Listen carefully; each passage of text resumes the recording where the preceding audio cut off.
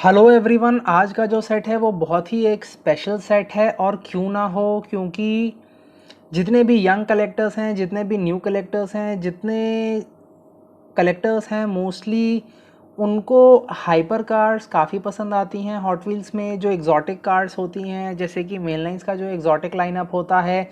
In fact मैंने भी जब कलेक्शन शुरू किया था तो जब मैं जाता था स्टोर्स पे तो सबसे पहले मैं एग्जॉटिक्स ही ढूंढता था। कोई फरारी मिलती थी या कोई लैम्बोर्गिनी मिलती थी तो सबसे पहले उसे ही उठाता था। हाल में अभी हॉट व्हील्स ने अपने एग्जॉटिक्स के लाइनअप को काफ़ी इम्प्रूव कर लिया है और ये उनका latest car culture premium set है जो कि उन्होंने जिसमें कि उन्होंने सिर्फ और सिर्फ एग्जॉटिक्स कार्स दी हुई हैं। आइए इस सेट के पूरे कंटेंट्स को पीछे एक बार देख लेते हैं। ये 5 गाड़ियां हैं जो इसमें आपको मिलती हैं। सबसे पहले आपको मिल जाती है एस्टन मार्टिन वॉल्कन, उसके बाद बुगाटी शिरॉन, उसके बाद लैम्बोर्गिनी हुराकान, मैक्लारेन सेना और लास्ट में एस्टन मार्टिन की वालहाला, जो कि अभी तक एक कंसेप्ट ही है। अब अगर हम ये बात करेंगे कि ये सेट इतना हाइप्ड क्यों है, ये इसलिए बात करना ज़रूरी हो जाता है क्योंकि आप बोलोगे कि हॉट व्हील्स तो काफ़ी अच्छी गाड़ियाँ रिसेंटली निकालता ही रहता है। जब मैं देखता हूँ तो हॉट व्हील्स की कोई नई एग्जॉटिक आई रहती है। बट बात कैसी है कि जैसे अभी आप देख लो, ये हाल की कुछ एग्जॉटिक्स हैं जो हॉट व्हील्स ने लॉन्च की हैं। ये आपकी फास्ट एंड फ्यूरियस सीरीज़ की लाइकन हो गई, ये आपकी लैम्बोर्गिनी गलार्डो हो गई और ये आपकी कोनिग्सेग भी हो गई जो अगेरा है। अब इनसे अच्छी तो और कोई सुपर कार्स या फिर हाइपर कार्स या एग्जॉटिक कार्स नहीं हो सकती हैं। तो फिर ये जो सेट आया है ये इतना वैल्यूएबल क्यों है? क्योंकि बात कैसी है कि अगर आप इसके जो कार जिस सेट में आई थी अगर आप उसको देखोगे तो आप ये देखोगे कि जैसे ये कोनिग्सेग के सेट के कार्स हैं। अब इसमें एक पिकअप ट्रक भी है, इसमें एक 356 आउटलॉ भी है, इसमें एक सिल्विया भी है, इसमें एक कैमेरो भी है। अब अगर आप देख लो तो 4 गाड़ियों में एक जर्मन गाड़ी हो गई, एक जापानीज गाड़ी हो गई, 2 अमेरिकन हो गए, उनमें भी 2 अलग अलग बिल्कुल, कोई किसी को ट्रक्स अच्छे लगते हैं, किसी को नहीं लगते हैं। सो ओवरऑल जैसे ये कलेक्टेबल आइटम्स होते हैं, ये जो हॉट व्हील्स के प्रीमियम होते हैं, ये मान लो इंडिया में आते भी थे तो ये आपको इतनी आसानी से पेग्स पे हो सकता है नहीं मिलते। आपको ये खरीदने पड़ते हैं स्टोर्स के थ्रू। और जब आप स्टोर्स के थ्रू लेते हो तो स्टोर्स वाले बोलेंगे कि भाई ये तो सबसे पॉपुलर है, ये तो सबको चाहिए, बाकी 4 का मैं क्या करूं, इसमें तो फिर भी चारों अच्छे हैं, किसी किसी में नहीं होते हैं। सो व्हाट हैपेंड वाज कि हो सकता है एक के लिए आपको 4 फालतू की गाड़ियां लेनी पड़ जाती और आप ये बिल्कुल भी नहीं कलेक्ट करते हो। जैसे मान लो आपको अगेरा चाहिए, आपका कलेक्शन सिर्फ हाइपर कार्स और एग्जॉटिक कार्स का है, आप क्या करोगे एक पिकअप ट्रक लेके? इसीलिए it was not the cars that mattered more than the idea कि Hot Wheel should come up with a line of 100% exotic cars. जैसा आप इसमें ही देख लो, इसमें गलार्डो जरूर थी, लेकिन गलार्डो के साथ साथ अब आप यहां देखोगे तो 3 जापानीज कार्स हैं और एक फोर्ड एस्कॉर्ट है। अब मानता हूं कि अगर आपको फास्ट एंड फ्यूरियस पसंद है तो इससे अच्छा सेट शायद ही आपके लिए कोई हो सकता है, क्योंकि इसमें वो क्लासिक R34 है, इसमें वो मोनालिसा सिल्विया है। सो वन मतलब some of the best cars from the franchise. But मान लो कि सिर्फ आपको गलार्डो ही पसंद है तो ये प्रॉब्लम आ जाती थी। Similarly with Lykan Fast and Furious में भी यही हाल था, क्योंकि इसमें अगर आप देखोगे तो और भी ज़्यादा वर्सेटाइल कार्स हैं। इसमें चार्जर भी है, मस्टैंग भी है, एक्लिप्स भी है, Jeep Grand Cherokee, Trackhawk भी है। So it was very difficult for collectors who were specifically into one kind of cars. इस सेट के साथ जो है ये प्रॉब्लम आपका बिल्कुल सॉल्व हो जाएगा, क्योंकि इसमें एग्जॉटिक एनवी जो इसका नाम रखा गया है सिर्फ और सिर्फ एग्जॉटिक कार्स पे ही फोकस किया गया है। और लास्ट में एस्टन मार्टिन की वल्हाला, उसका कंसेप्ट वर्जन, जो कंसेप्ट कार थी उसका डाइकास्ट वर्जन, आप ऐसे समझो इसको। अब हम आ जाते हैं बेसिक लाइसेंसिंग पे। जैसा कि यहाँ देख सकते हैं एस्टन मार्टिन, लैम्बोर्गिनी, मैक्लारेन सबकी लाइसेंसेस हैं हॉट व्हील्स के पास और ये सारी ही गाड़ियाँ लाइसेंस से बनी हुई हैं। फाइनली जब हम बुगाटी शिरॉन की बात करना शुरू करते हैं तो इस प्रीमियम कार की बात करने से पहले ज़रूर हमें एक और चीज़ की बात करनी पड़ेगी, जो कि है ये इसका मेन लाइन वर्जन। जी हाँ दोस्तों, ये वही मेन लाइन है जो कि आपने अमेज़ॉन पे हो सकता है 2500 का भी देखा हो, या किसी फेसबुक ग्रुप में भी काफ़ी एक्सपेंसिव देखा हो सकता है किसी फ्रेंड के पास भी हो और आपने उससे मांगा हो तो उसने आपसे कुछ काफ़ी ज़्यादा पैसे मांग लिए हों। एक्चुअली में हुआ क्या था कि जब शुरू में बुगाटी की वेरॉन आई थी तो उसकी हाइप बहुत जल्दी बिल्ड हो गई थी और बाद में वो काफ़ी महंगी जाने लगी थी। उस वजह से जब शिरॉन आई तो लोगों को लगा कि इसी तरह वेरॉन की तरह ही इस गाड़ी की हाइप भी बहुत ज़्यादा हो जाएगी और ये काफ़ी ज़्यादा दाम में बिकेगी। अब अगर हम इस गाड़ी की बात करें अब वैसे अगर हम इस गाड़ी की बात करेंगे तो आप यहाँ पे देखोगे तो इसकी साइड प्रोफाइल तो बहुत अच्छी है, लेकिन इसके ना फ्रंट में हेडलैम्प्स दिए हुए हैं ना पीछे टेल लैम्प्स। इनफैक्ट ये जो बुगाटी का रेड कलर का लोगो एक है छोटा सा, वही केवल इस कास्टिंग का एक सेविंग ग्रेस है। ये वाला जो पोर्शन है ये जो क्लासिक बुगाटी शिरॉन का होता है और इसके व्हील्स भी काफ़ी नॉर्मल हैं। सो ओवरऑल अगर आप इस कास्टिंग को देखो, अब ये मैंने तो रिटेल पे ली थी तो इसकी प्राइस है 120, बट मेरा मैथ्स काफ़ी कमज़ोर है, लेकिन अगर आप कैलकुलेट करोगे तो पता नहीं कितने टाइम्स हो जाता है जिसके प्राइसेस मांगे जाते हैं। खैर, आपको अगर वो पसंद है तो आप ज़रूर ले सकते हो, क्योंकि it all depends on availability और आखिरकार ये होते कलेक्शन आइटम्स ही हैं। लेकिन मैं बस आपको ये दिखा रहा हूँ कि ये जो मेनलाइन वर्जन था दिस वाज द प्रेडेसेसर, और सारे लोग काफ़ी बेसब्री से इंतज़ार कर रहे थे इसका। Now this is the new Bugatti Sharon in a premium version. तो प्रीमियम वर्जन में डिफरेंसेस क्या हो जाते हैं? सबसे पहले तो ये metal on metal, which means it has a metal chassis and a metal body both. जो मेन लाइन होती है उसका ये जो बॉडी होता है ऊपर वाला पार्ट वो ज़रूर मेटल का होता है, लेकिन उसका ये जो नीचे चैसी होता है वो प्लास्टिक होता है। बाकी इसके जो टायर्स होते हैं मेन लाइन के वो प्लास्टिक के होते हैं, लेकिन अगर हम इसे कंपेयर करेंगे इसके प्रीमियम वर्जन के साथ तो आप यहाँ देख सकते हैं कि उसमें डिस्टिंक्टली रबर टायर्स नज़र आ रहे हैं। व्हील्स का डिज़ाइन बहुत अच्छा दोनों का ही नहीं है, इसीलिए किसी एक के बारे में कुछ कह नहीं सकते हैं हम। लेकिन हॉट व्हील्स चूँकि एक बजट मॉडल है और अगर ये इंडिया में आता तो सिर्फ 399 की एमआरपी पे आता, तो इसमें इस प्राइसिंग पे इससे ज़्यादा हम नहीं एक्सपेक्ट कर सकते हैं। अब हम आ जाते हैं इसकी रियर की डिटेलिंग पे, और रियर की डिटेलिंग फाइनली जिस टाइप की डिटेलिंग होनी चाहिए शिरॉन की वो हमें इसमें नज़र ज़रूर आ रही है। आप यहाँ देख सकते हैं जो शिरॉन का क्लासिक टेल लैम्प है वो बहुत क्लियरली विजिबल है। इनफैक्ट ब्लिस्टर के अंदर से भी आपको बुगाटी का लोगो और शिरॉन और एग्जॉस्ट सबकी डिटेलिंग आपको नज़र आ रही होगी। और वाओ, इसका रियर तो बहुत ही अच्छा है। अब अगर हम इसके साइड की बात करें तो कलर हॉट व्हील्स ने बिल्कुल क्लासिक शिरॉन वाला चूज़ किया है। ये ब्लू एंड ब्लैक में काफ़ी फेमस रही है और इसमें भी कोई बिल्कुल अलग नहीं है। उसकी जो क्लासिक एक साइड की सिलुएट बनती है वो परफेक्टली बन रही है। और अब हम फ्रंट की तरफ आ जाते हैं। फ्रंट की बात करते हुए इसकी जो हेडलैम्प्स हैं, हेडलैम्प्स में जो शिरॉन के क्लासिक हेडलैम्प्स होते हैं जो रिंग रिंग बन के नज़र आते हैं अलग अलग, वो बिल्कुल उस स्टाइल में हॉट व्हील्स ने टेम्पो दिया हुआ है। ग्रिल पे भी बुगाटी की डिटेलिंग है, लेकिन अगर आप ग्रिल की डिटेलिंग देखोगे तो हो सकता है आपको मेनलाइन वाली ही ज़्यादा अच्छी लगे। अगर अगर आप इन दोनों को साइड बाय साइड देखते हो तो आप ज़रूर मुझे बताना कि आपको दोनों में किसकी ज़्यादा अच्छी लग रही है। मुझे तो लग रहा है मेनलाइन की डिटेलिंग ज़्यादा अच्छी है ग्रिल की, लेकिन बात यह है कि मेनलाइन में सिर्फ ग्रिल की डिटेलिंग थी, इसमें हर तरफ से डिटेलिंग है। दोनों टेल लैम्प्स काफ़ी अच्छे हैं। ओवरऑल व्हील्स तो पर्सनल प्रेफरेंस की बात है, आप स्वैप भी कर सकते हो। और ये थी आपकी Bugatti Sharon, the most popular and the most hyped car from this set. अब अगर हम बात करते हैं कि ये सेट इतना हाइप्ड क्यों है, उसकी बात यहाँ पे ये करनी ज़रूरी इसलिए हो जाती है क्योंकि अब हम आ जाते हैं इस एस्टन मार्टिन वल्हाला कंसेप्ट पे और ये क्यों इतनी हाइप्ड है।